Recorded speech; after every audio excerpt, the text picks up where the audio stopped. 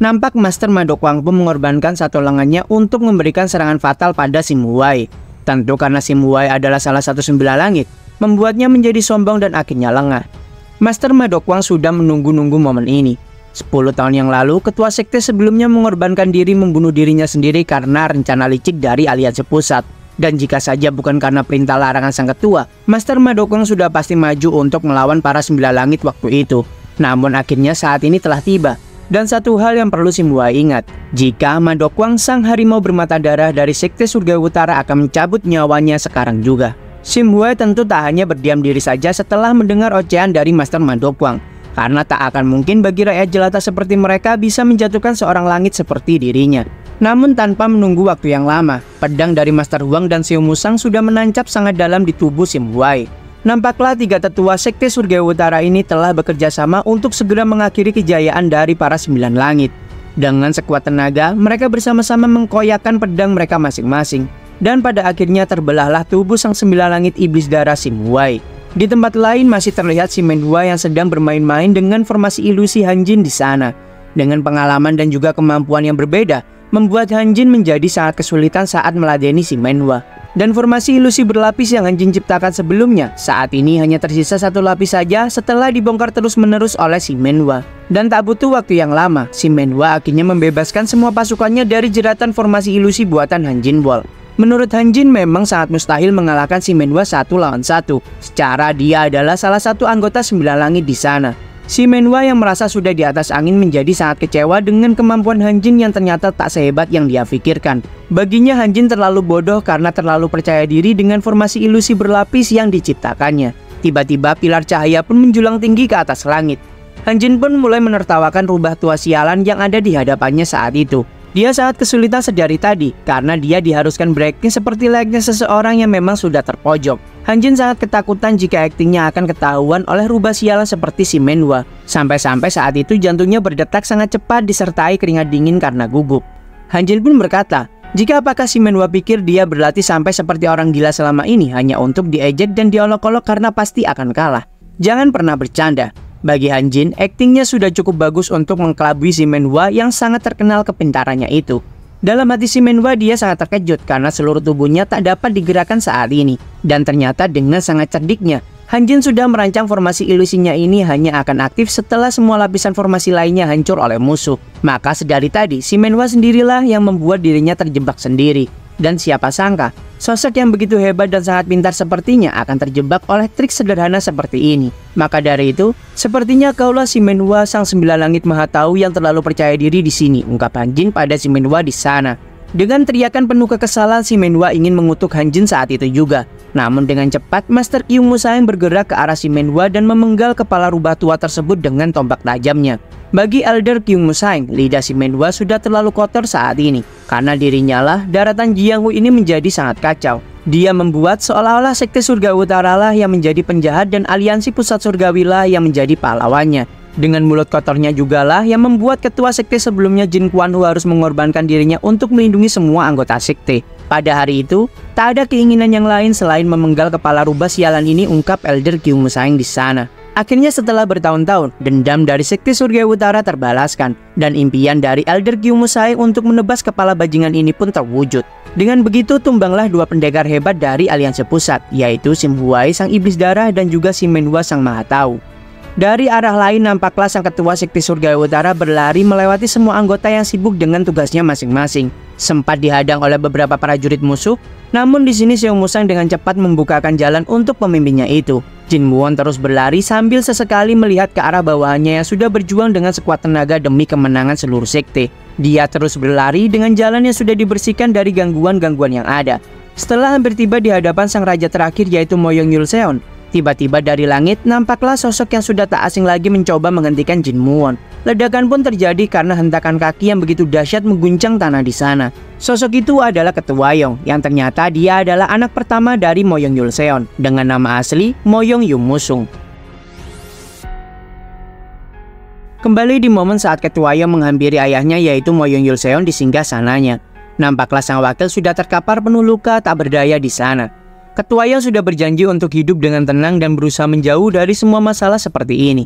Namun mengapa sang ayah bisa-bisanya melakukan hal sekeji ini terhadapnya yang tak pernah membuat masalah selama ini? Lalu tiba-tiba dari belakang sang ahli siasatnya pun menancapkan jarum emas terlarang dari keluarga Moyong tepat di tengkuk sang Ketua Yong. Hal itu sepertinya terpaksa dia lakukan karena telah diancam oleh Moyong Yulseon sebelumnya. Tentu di hadapan kekuatan yang sangat mutlak, mereka tak dapat berbuat apa-apa selain pasrah. Dengan menggunakan Yakran sebagai umpan dan juga memanipulasi mental Muhuan membuat Ketua Yong sadar jika dia tak bisa melawan ayahnya. Di momen saat dia mulai hilang kesadaran, dengan sisa tenaganya, Ketua Yong memegang kepala Muhuan dan berkata jika dia sudah bekerja sangat bagus. Dengan seluruh penderitaan yang sudah mereka lewati bersama selama ini, membuat Ketua Yong tahu seberapa beratnya beban yang dipikul oleh Muhuan saat ini. Maka dari itu Ketua Yong pun tak akan menyalahkan Muhuan. Karena jika saja dia menolak perintah dari ayahnya, bisa saja semua anggota Brigadir Besi akan dibantai habis saat itu juga. Ketua Yong berpesan pada Muhuan untuk tak lupa memberikan uang bulanan untuk menunjang kehidupan seluruh keluarga anggota secara teratur.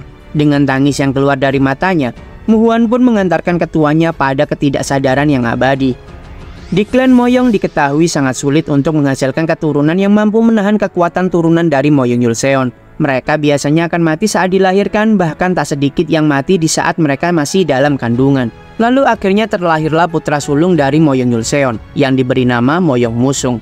Musung memiliki kepribadian yang sangatlah ceria. Dia mencintai orang lain dengan penuh kasih sayang serta kehangatan. Seluruh pengawal menaruh rasa hormat pada tuan muda kecilnya itu.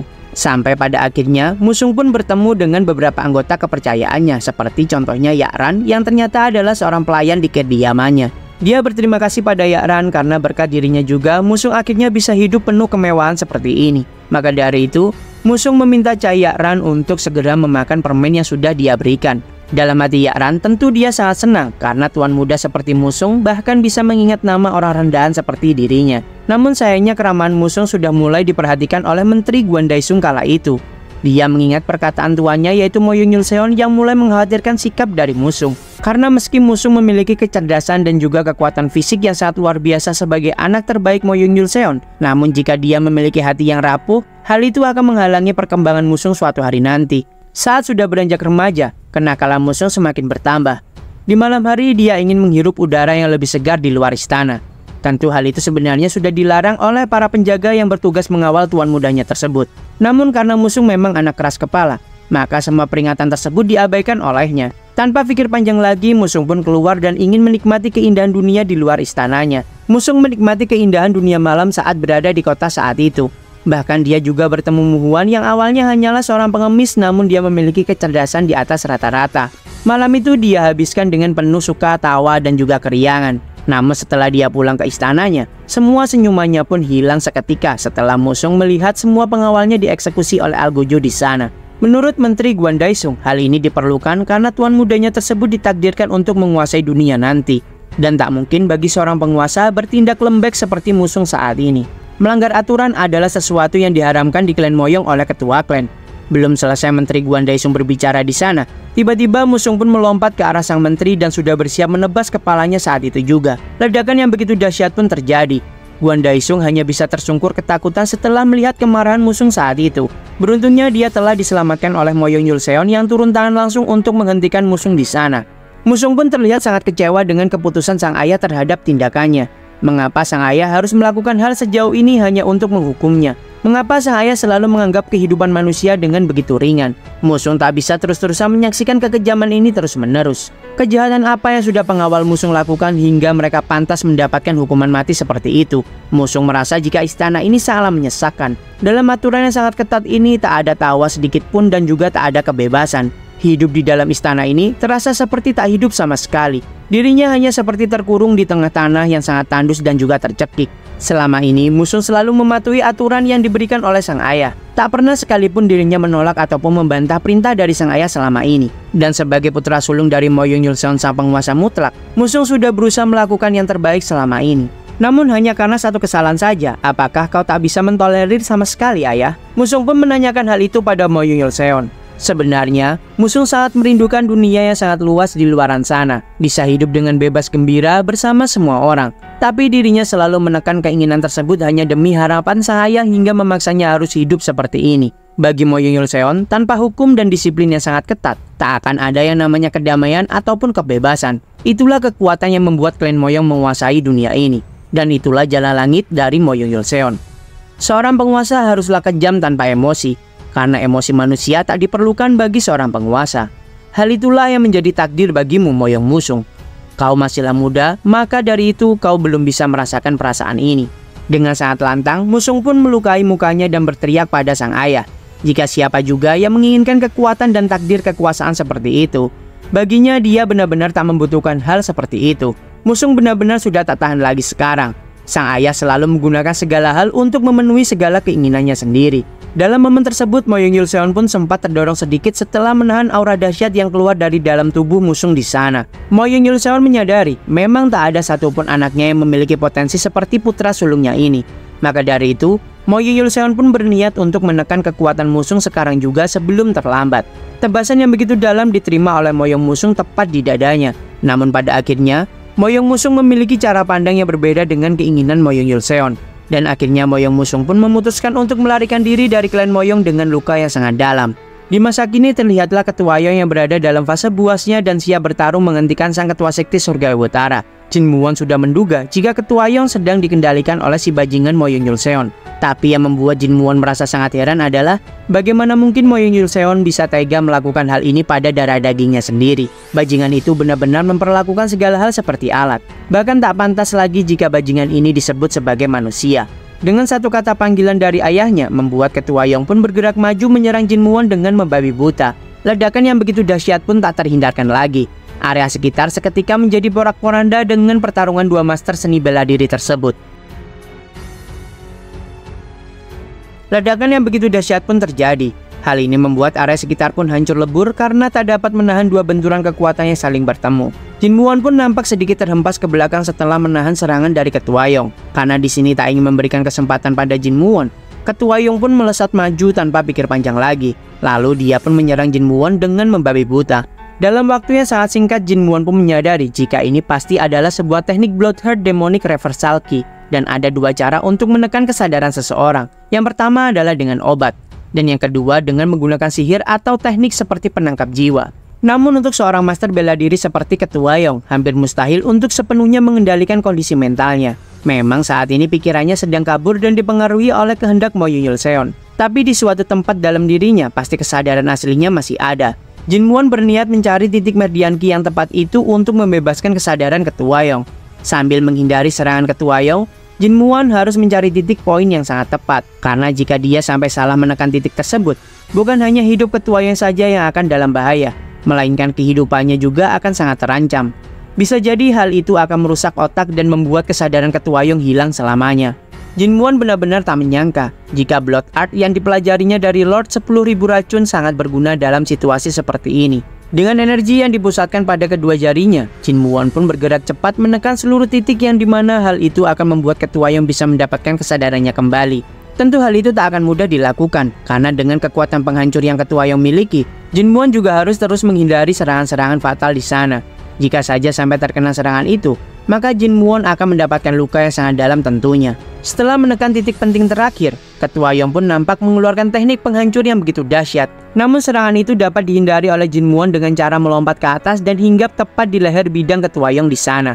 Jin Muon memfokuskan energi pada kedua tangannya, lalu dia menekan titik yang ada di kepala Ketua Yong saat itu juga. Hal ini bertujuan untuk melepaskan teknik yang ditanamkan pada otaknya. Jin Muon di sini merasa sangat keheranan. Karena jika dugaannya memanglah benar, maka Ketua Yong sudah ditanami energi oleh Moyong Yulseon sejak dia masih kecil. Dengan begitu berarti Moyong Yulseon sebagai ayah sudah merencanakan hal ini jauh-jauh hari. Apakah layak seorang ayah memanfaatkan anaknya sampai seperti ini? Hal itu seperti layaknya Ketua Yong dianggap sebagai alat saja dan bukan sebagai seorang anak. Di saat Ketua Yong mulai jatuh lemas, satu pekerjaan lagi yang perlu diselesaikan oleh Jin Muon sekarang. Dengan satu hentakan yang tepat, jari Jin Muon menekan tepat di titik hati Ketua Yong dan membuat energi jahat Moyong Yulseon pun terlepas dari tubuh Ketua Yong. Akhirnya lepaslah Ketua Yong dari manipulasi sang ayah bajingan tersebut dan membuatnya jatuh lemas di sana. Di saat-saat energi dan juga kesadaran yang masih tersisa, Ketua Yong pun berterima kasih pada Jin Muon, karena dia sebenarnya juga sudah menduga akan dimanfaatkan oleh ayahnya tersebut. Tiba-tiba percakapan mereka pun harus terhenti, karena tebasan cahaya yang begitu kuat pun mengarah tepat ke arah mereka. Jin Muon sadar jika serangan tersebut sangatlah berbahaya.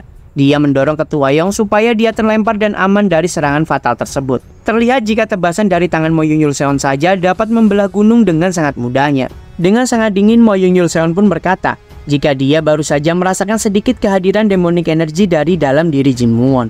Maka dari itu, Mo Yun-Yul-seon pun menjadi yakin jika pasti Jin Muon lah yang telah menyerapnya. Dari balik debu yang berterbangan menutupi seluruh area sekitar, nampaklah Jin Muon menggulung lengan bajunya sudah terlihat tak berbentuk lagi setelah menahan serangan Mo Yun-Yul-seon sebelumnya. Akhirnya dua sosok terkuat dari masing-masing klannya pun telah bertemu kembali di sana. Mo Yun-Yul-seon pun menertawakan tindakan Jin Muon yang telah repot-repot membuat pedang baru untuk melawannya. Dia pun saat ini akan turun tangan langsung untuk menangani situasi yang terjadi saat ini. Menurutnya para sembilan langit sudah menjadi kian menua dan mulai melemah.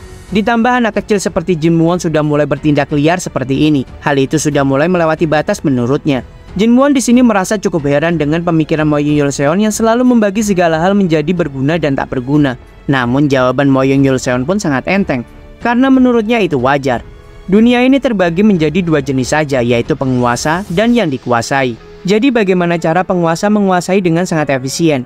Yaitu dengan membaginya menjadi yang berguna dan juga yang tidak berguna. Mengklasifikasikannya secara fundamental, lalu mendistribusikannya berdasarkan kegunaan mereka masing-masing. Hal itulah langkah pertama yang harus dilakukan untuk menjadi seorang penguasa. Hanya dengan begitulah, kau akan benar-benar bisa naik ke tingkatan seorang penguasa. Tapi Mo Yun-Yul-seon pun berkata jika itu tak akan bisa Jin Muon lakukan saat ini, karena disinilah nyawa Jin Muon akan segera berakhir. Tempat ini akan menjadi kuburan yang tepat untuk orang seperti Jin Muon.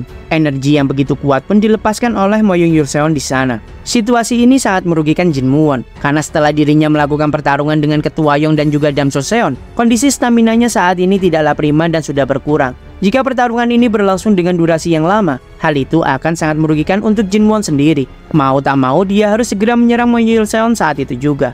Namun di saat Jin Muon akan bergerak menyerang, tubuhnya seakan-akan sedang terhimpit ke tanah. Layaknya gravitasi yang begitu kuat sedang menindihnya di sana. Hal ini menunjukkan betapa hebatnya Mo Yun-Yul-seon, karena hanya dengan melepaskan energinya saja, hal itu membuat Jin Muon sampai tak bisa bergerak seperti itu. Biasanya orang akan bertarung dengan memberikan harapan palsu dengan membiarkan satu atau dua serangan masuk kepadanya. Namun Mo Yun-Yul-seon akan lebih cenderung memulai pertarungan dengan memberikan perasaan terhina pada musuh, lalu dilanjutkan dengan ketidakberdayaan, ketidakmampuan, kekalahan, keputusan, dan juga ketakutan. Itulah kebiasaan yang dilakukan Mo Yun-Yul-seon. Tapi saat ini dirinya sedang tak minat melakukan hal itu pada Jin Muon. Maka dari itu sudah saatnya menghancurkan segalanya dan menciptakan dunia baru. Mo Yun-Yul-seon pun akan menghapus semuanya tanpa penundaan lagi. Ledakan yang begitu dahsyat pun terjadi. Area sekitar pun hancur lebur sampai membentuk sebuah kawah cukup lebar yang berpusat pada Mo Yun-Yul-seon. Dalam puing-puing bebatuan ternyata Jin Muon sudah menunggu momen yang pas untuk menyerang Mo Yun-Yul-seon. Dengan teknik Heaven Demon Spirit Sword Shadow Ki miliknya, Jin Muon berusaha menebas Mo Yun-Yul-seon dari atas ke bawah. Tebasan pedang yang berselimutkan aura sangat gelap akhirnya ditebaskan oleh Jin Muon ke arah Mo Yun-Yul-seon. Sempat ditangkis oleh tangan kosong berselimutkan energi ki pelindung dari Mo Yun-Yul-seon. Namun karena serangan tersebut sangatlah kuat, akhirnya tubuh Mo Yun-Yul-seon pun sedikit mendapatkan goresan luka di tangannya. Dia sangat senang karena merasakan hal yang sudah lama tak dia rasakan. Tiba-tiba garis horizontal pun muncul berusaha memotong Mo Yun-Yul-seon. Dalam sekejap, perutnya pun tertebas dan terluka karena tebasan tajam dari Jin Muon. Setelah melihat perutnya memenceratkan darah, tiba-tiba dari belakang darah pun juga ikut keluar setelah tengkuknya tertebas oleh serangan. Mo Yun-Yul-seon sadar sekarang jika dalam dimensi gelap ini, defense ki miliknya tak bisa digunakan. Yang berarti dalam dimensi ini Jin Muon tak pernah terkalahkan selama ini. Mo Yun-Yul-seon benar-benar senang sampai dia tertawa bahagia setelah melihat Jin Muon ternyata sudah mencapai level ini. Dengan pasrah, dirinya hanya dia membiarkan Jin Muon terus menebasnya. Seakan-akan dia memang memiliki fetish yang berbeda dengan manusia normal lainnya. Mo Yun-Yul-seon sudah lama sekali tak merasakan rasa sakit seperti ini. Dia merasa jika Jin Muon sangat mirip dengan ayahnya Jin Kuan-ho, karena memang dia mengakui jika Jin Muon memiliki bakat yang sangat luar biasa. Namun bagi Mo Yun-Yul-seon, keberadaan Jin Muon tak diperlukan di dunia miliknya. Dengan masih terus berdiam dan pasrah menerima semua serangan, darah pun menghiasi area sekitar Mo Yun-Yul-seon saat itu. Dia menanti serangan mematikan seperti apa yang akan dilancarkan oleh Jin Muon setelah ini. Dia ingin merasakan bagaimana jika rasanya terkena serangan tersebut di domain mutlak milik Jin Muon ini. Hal itulah yang diinginkan Moyong Yulseon di sana. Dia meminta untuk Jin Won memotongnya lebih dalam lagi. Di sisi lain, Jin Won merasa jika dia sudah memberikan serangan-serangan terbaiknya. Tapi bahkan meski Moyong Yulseon tak mengeluarkan defense ki miliknya, hal itu masih sulit untuk Jin Won mendaratkan serangan mematikan pada musuhnya. Tubuh Moyong Yulseon itu terlalu keras. Tiba-tiba dalam sekejap Moyong Yulseon pun menangkap Jin Won dari gerakan cepatnya. Dengan mencekiknya layaknya bocah, membuat Jin Won tak dapat bergerak dan terpojok saat ini. Bagi Moyong Yulseon, asal mula segala ciptaan ada terletak pada kebosanan. Karena keinginan tak akan pernah menciptakan sebuah jalan. Dia bertanya pada Jin Won, jika apa perbedaan antara sang pencipta dan juga ciptaannya? Perbedaan antara manusia dan juga dewa. Perbedaan itu terletak pada kekuatan, penciptaan, status dan juga otoritas. Kemiskinan dan juga kekurangan akan membawa semua makhluk hidup pada penderitaan. Sementara keselamatan dan keberlimpahan akan membawa mereka pada kebosanan. Dan dunia ini sekarang bisa menikmati semua kedamaian kau kira berkat siapa Jin Won? Itu semua karena kekuasaanku. Infinite Great Palm Technique. Di sana, terlihat Moyong Yulseon pun sudah siap memberikan teknik serangan fatal dari tangannya. Hancurlah seluruh area pada jalur serangan telapak tangan Moyong Yulseon. Namun ternyata Jin Won tak menerima serangan fatal tersebut. Karena sebelum serangan Moyong Yulseon mendarat pada tubuhnya, dia pun ditarik oleh kedua elder yaitu Kyung Musaeng dan juga Neong Gongwi saat itu. Elder Kyung Musaeng mengorbankan dirinya untuk menerima serangan fatal tersebut dari Moyong Yulseon. Menyadari partnernya sudah diambang batas, Neong Gongwi pun berusaha mengulur waktu untuk mereka semua. Moyong Yulseon pun tertawa setelah mengetahui jika ternyata Neong Gongwi tak mati. Selama ini dia telah menghilang tanpa jejak disebabkan oleh dirinya yang bergabung ke kubu Jin Won. Tanpa pikir panjang lagi, Elder Neong Gongwi pun maju berusaha mengulur waktu bagi sang ketua sekte. Kyung Musaeng yang sedang sekarat pun berkata pada tuan mudanya, jika perintah dari masternya tersebut adalah untuk melestarikan kekuatan sekte surga utara di masa depan, dan juga dia ditugaskan untuk melindungi tuan mudanya. Maka dari itu dia meminta maaf karena tak bisa memenuhi tugas itu sampai akhir. Jin Won sambil menahan tangisnya meminta sang elder untuk mengatur nafasnya terlebih dahulu. Dia akan mengalirkan sebagian ki-nya untuk menghentikan pendarahan sementara sambil menunggu elder Tang Ki-moon tiba di sana. Namun dengan lembut elder Kyung Musaeng pun berkata jika dia sangat mengetahui tubuhnya sendiri. Dia yakin jika nyawanya sudah tak bisa diselamatkan lagi. Maka dari itu, Kyung Musaeng pun ingin berpamitan dengan tuan mudanya di saat-saat terakhirnya ini. Jin Won hanya mampu menahan tangisnya karena setelah ini dia akan kehilangan sosok paman yang selalu mengawasinya dari jauh selama ini. Kyung Musaeng merasa jika dia setelah ini akan menyusul masternya Jin Kwon Ho, dan dia meminta maaf pada tuan mudanya karena tak bisa mencegah para jenderal lainnya untuk tak berkhianat. Di sini dia juga merasa cukup menyesal karena tak bisa berdiri di sisi tuan mudanya seperti yang Master Jin Kwon Ho-nya minta. Permintaan terakhirnya adalah sang tuan muda harus meraih kemenangan dan mencapai perdamaian yang sesungguhnya. Mata Jin Won pun terbelalak setelah melihat pamannya meninggal setelah dia mengucapkan pesan terakhirnya itu. Dia pun memeluk Kyung Musaeng karena saat ini Jin Won telah kehilangan sosok yang telah membantunya dalam bayang-bayang selama ini. Dia pikir selama ini dirinya sendirian saja di dunia ini. Namun ternyata sang elder Kyung Musaeng telah mengawasinya dari belakang untuk waktu yang sangat lama. Jin Won saat ini benar-benar merasa bersyukur telah disayangi oleh banyak orang. Maka dari itu dia meminta pada sang elder untuk beristirahat dengan tenang dan damai. Di saat Jin Won akan bangkit dan mengambil pedangnya, dari belakang terlihat dada elder Neong Gongwi pun sudah tertembus oleh tangan Moyong Yulseon. Dalam sepersekian detik saja, tubuh elder Neong Gongwi pun sudah diamankan oleh Jin Won dari tangan Moyong Yulseon. Namun karena luka yang terlalu parah, ternyata sang elder pun ikut menyusul Kyung Musaeng pergi terlebih dahulu. Dengan sangat lembut, Jin Won pun memejamkan mata sang elder menggunakan tangannya. Dia berterima kasih karena meski sang elder adalah anggota 9 langit, namun dia sudah mau mendukung sekte surga utara selama ini. Moyong Yulseon yang tak sabar menunggu momen mengharukan itu berakhir, dengan tangannya ingin menyerang kembali Jin Won menggunakan teknik kuat miliknya. Namun tiba-tiba saja dari samping hantaman keras dari tangan raksasa berwarna emas pun telak mengenai Moyong Yulseon. Ledakan yang begitu kuat membuat area sekitar kembali hancur porak-poranda. Meski sempat terluka, terlihat jika Moyong Yulseon pun bisa bangkit kembali dengan cepat. Di sini akhirnya Moyong Yulseon pun mengetahui jika selama pertarungan berlangsung, dia hanya merasakan samar-samar energi demonik dari tubuh Jin Won. Ternyata Jin Won dan juga Dam Soseon telah berbagi kekuatan demonic orb di sana. Di pertarungan dahsyat sebelumnya, dua benturan kekuatan yang begitu besar saling beradu layaknya sebuah topan yang bertemu. Memang saat itu Dam Soseon sudah terpojok karena pedang Jin Won sudah berada di lehernya. Namun ternyata Jin Won tak menyayat leher dari Dam Soseon dan berusaha menjelaskan situasinya. Cara mereka bertindak memanglah berbeda. namun mereka memiliki tujuan yang sama. Di sini Jin Muon juga telah kehilangan seseorang yang sangat berharga baginya. Dia sangat tahu perasaan dan rasa sakit yang dirasakan oleh Dam So-seon saat ini. Dia tak akan membenarkan atau mencari alasan untuk seluruh kesalahannya. Namun Jin Muon meminta sedikit waktu lagi, karena Jin Muon ingin segera mengakhiri neraka ini sampai tuntas. Segala sesuatu pasti memiliki cahaya dan juga kegelapan. Jin Muon mengatakan jika dirinya lah yang akan menjadi kegelapan dari rasa dendam. Dan untuk Dam So-seon sendiri akan menjadi sosok cahaya. Hal itu karena dunia ini butuh sosok pahlawan seperti Dam So-seon. Tak peduli apa alasannya, peran Jin Muon sebagai bayangan yang berlumuran darah akan berakhir di sini. Cahaya tak akan pernah ada tanpa sosok kegelapan, dan semakin terang cahayanya, maka akan semakin dalam juga bayangannya. Maka dari itu, kaulah yang paling cocok menjadi sosok cahaya dan memandu semua orang pada perdamaian dan juga tatanan baru di dunia murim. Jin Muon pun memohon pada Dam So-seon untuk meminjamkannya kekuatan untuk mengakhiri neraka ini secepatnya. Sebagian cahaya Ki pun ditransfer oleh Jin Muon kepada Dam So-seon di sana. Aura yang begitu kuat pun nampak meluap-luap dari dalam tubuh Jin Muon dan juga Dam So-seon saat ini. Dengan tatapan tanpa kata-kata, mereka berdua pun seakan dapat membaca rencana satu sama lain. Di sisi lain, Mo Yeon-seon pun dengan mudah dapat memulihkan semua luka-luka yang ada di seluruh tubuhnya. Setelah memulihkan tubuhnya dari luka-luka tebasan Jin Muon sebelumnya, Mo Yeon-seon pun memancarkan aura kekuatan yang begitu dahsyat dari dalam tubuhnya. Dengan secepat kilat, Jin Muon dan juga Dam So-seon melesat menyerang Mo Yeon-seon.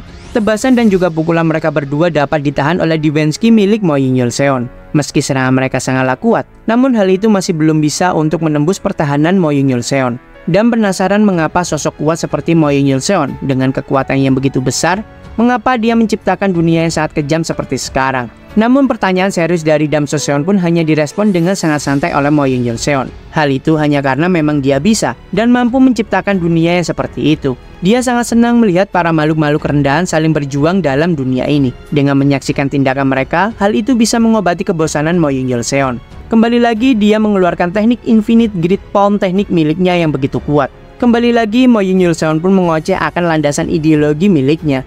Lalu dari atas nampaklah Jin Muon sudah mengambil ancang-ancang menebas kepala Mo Yeon-seon di sana. Pilar gelap pun membumbung tinggi ke atas karena ledakan energi yang begitu kuat dari tebasan Jin Muon. Namun kembali lagi serangan Jin Muon dapat ditahan dengan barrier milik Mo Yeon-seon.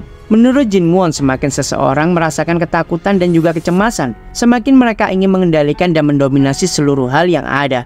Maka dari itu, orang yang telah menaklukkan ketakutannya tak akan pernah menjadi seorang tirani. Satu pertanyaan pun terlontar dari bibir Jin Muon. Jika apakah yang sebenarnya kau takutkan, Mo Yeon-seon?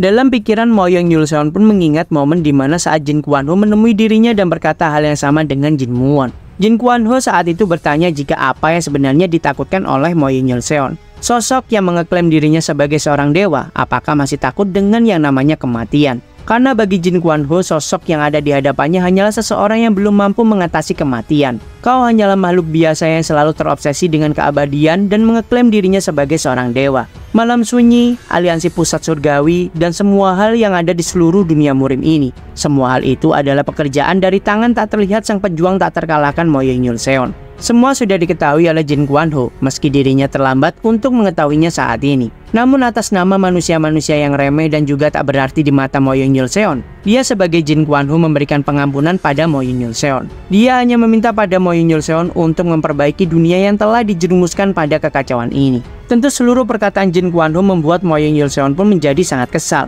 karena baru saja Jin Kwon-ho memberikan sebuah pengampunan pada sosok dewa. Orang lemah tak akan bisa mengampuni musuh mereka. Pengampunan adalah hak istimewa bagi mereka yang memanglah kuat. Dengan penuh amarah, Mo Yeon-seon pun merasa lucu dengan pertanyaan Jin Muon, karena dia adalah sosok dewa yang mampu menaklukkan waktu itu sendiri. Hempasan tangan Mo Yeon-seon pun mengeluarkan kekuatan energi Ki yang begitu dahsyat.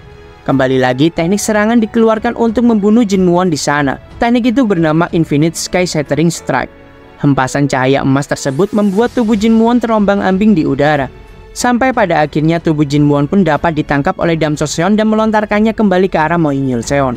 Layaknya sebuah peluru, Jin Muon melesat cepat bersiap menebas Mo Yeon-seon. Dan untuk Dam sendiri, dia menyusul Jin Muon dengan kecepatan super kilatnya dan juga bersiap untuk menyerang. 3 benturan kekuatan yang begitu luar biasa pun terjadi dengan sangat cepat. Ledakan pun tak dapat terhindarkan dan membuat area sekitar hancur tak berbentuk lagi. Di dalam debu nampak Jin Muon dan juga Dam Soseon kehilangan jejak dari Mo Yun-Seon. Jin Muon mencoba memejamkan mata dan menajamkan indranya untuk merasakan energi dari Mo Yun-Seon. Dengan timing yang sangat tepat, Jin Muon dapat menahan serangan Mo Yun-Seon terhadap Dam Soseon di sana. Dam Soseon dengan sangat cepat berusaha melompati Jin Muon dan memberikan satu teknik serangan kuatnya. Mo Yun-Seon pun menangkis serangan Dam Soseon dengan satu lengan hingga memar pun tak dapat terhindarkan. Dari arah lain, Jin Muon mencoba mengambil kesempatan untuk menebas pinggang dari Mo Yun-Seon. Tapi dalam sekejap, pedang bunga salju tersebut dapat dihancurkan dengan sangat mudah hanya dengan tangan kosong. Menurut Mo Yun-Seon, Jin Muon masihlah belumlah berkembang sama sekali. Karena meski dia menempa pedang terkuat di dunia sekalipun, hal itu akan percuma karena badannya akan kebal dengan senjata tajam. Namun hal yang sangat mengejutkan pun terjadi. Dua tangan Mo Yun-Seon pun terpotong oleh serangan Jin Muon tanpa dia sadari. Jin Muon menyerang Mo Yun-Seon dengan sebuah pedang tak terlihat. Itu adalah Sword of the Heart, istilah dari pedang jiwa setelah mereka para pendekar pedang telah mencapai tingkat keahlian tertinggi dari ilmu berpedang.